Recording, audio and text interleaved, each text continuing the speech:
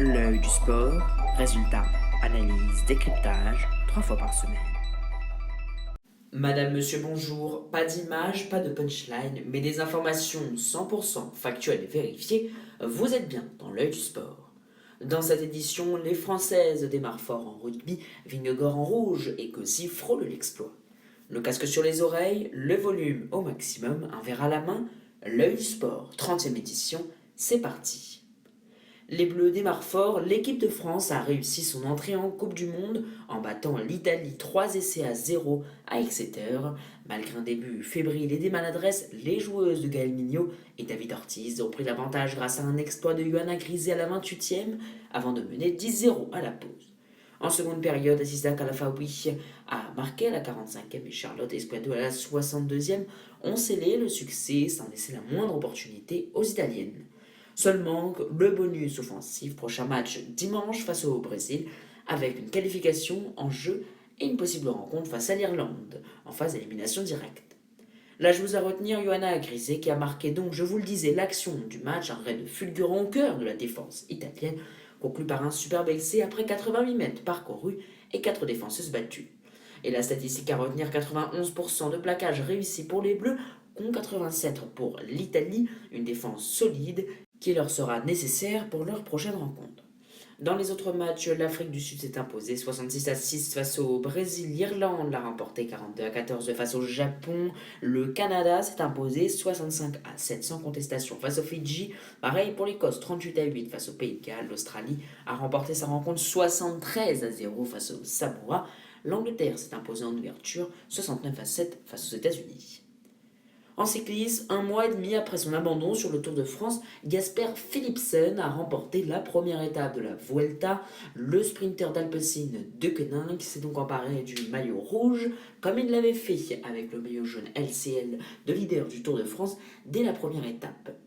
La Volta n'a pas encore quitté l'Italie, qu'elle a déjà fait des ravages sous une météo humide. La deuxième étape aujourd'hui entre Alba et Limone Piemonte a arraché le maillot rouge à Jasper Philipsen distancé dans la montée finale et provoqué plusieurs chutes dont celle de Guillaume Martin Guyonnet de la Groupama FDJ contraint d'abandonner et de Jonas Vingegaard Visma Leasebike, mais le Danois s'est relevé sans dommage et a même dominé Giulio Ciccone au sprint en côte, tandis que David Gaudu complétait le podium à la 3e place.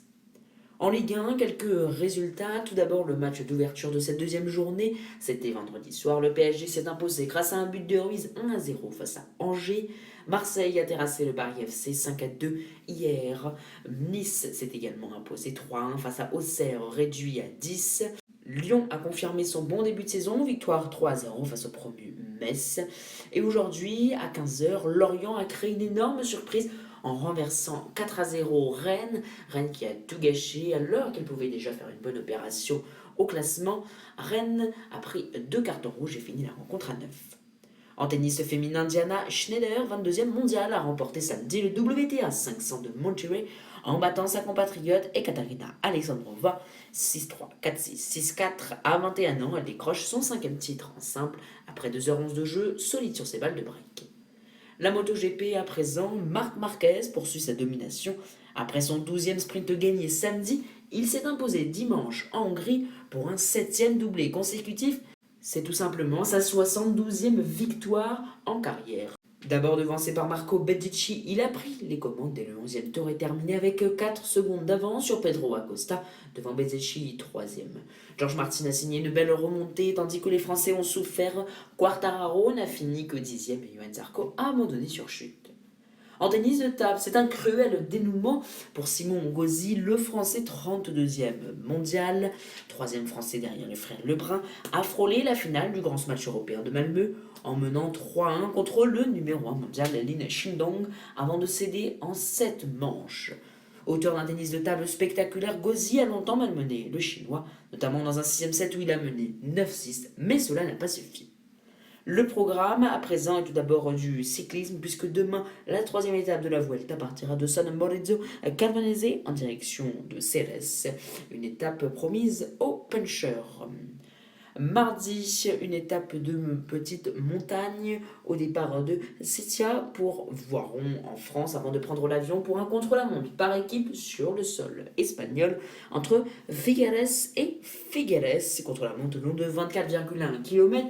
Les équipes qui auront perdu des coureurs seront déjà très handicapées. En Ligue 1, après son nul 3-3 à Brest, Lille reçoit Monaco, leader après sa victoire 3-1 face au Havre. Invaincu depuis 42 matchs à domicile avec au moins un but, les Dogs restent solides, mais les Monégasques, emmenés par Akliouche, veulent confirmer. Giroud vise son 350e but, tandis que Zegrova, Pogba et Fati manquent à l'appel. L'œil du sport, c'est fini pour aujourd'hui. Merci beaucoup de nous avoir suivis. Likez, abonnez-vous, laissez-nous votre avis sur les résultats sportifs, mais également sur notre émission. Le plus important, et vous le savez, c'est de partager largement votre média sportif favori tout autour de vous.